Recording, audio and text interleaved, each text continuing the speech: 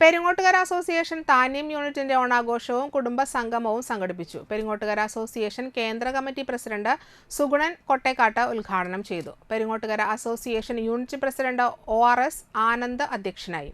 മുൻ കൃഷി വകുപ്പ് മന്ത്രി VS സുനിൽകുമാർ മുഖ്യാതിഥിയായിരുന്നു. ഏറ്റവും അഭിമാനം തോന്നുന്ന ഒരു കാര്യം,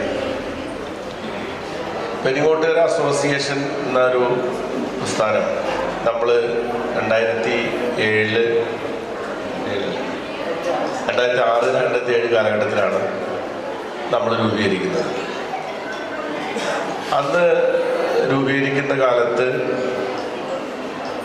നമ്മളൊക്കെ മനസ്സിൽ വിചാരിച്ച ഒരു കാര്യമായിരുന്നു, നമ്മുടെ നാട്ടിലെ പാവപ്പെട്ട രോഗാതുരായിട്ടുള്ള ആൾക്കാരെ സഹായിക്കാൻ എന്തെങ്കിലും ഒരു സ്ഥിരം സംവിധാനം ഉണ്ടാവണം എന്നുള്ളത്.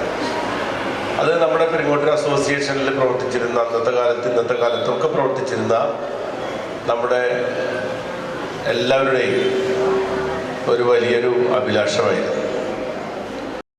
യൂണിറ്റ് സെക്രട്ടറി സജീവൻ കുണ്ടായിൽ, അരുൺകുമാർ വാഴപ്പിള്ളി, ദിജിൽ, അനിൽകുമാർ, വാഴപ്പിള്ളി ഷാനവാസ് എന്നിവർ സംസാരിച്ചു. തുടർന്ന് തിരുവാതിരക്കളി, ഭരതനാട്യം, മറ്റു കലാപരിപാടികളും ഉണ്ടായിരുന്നു.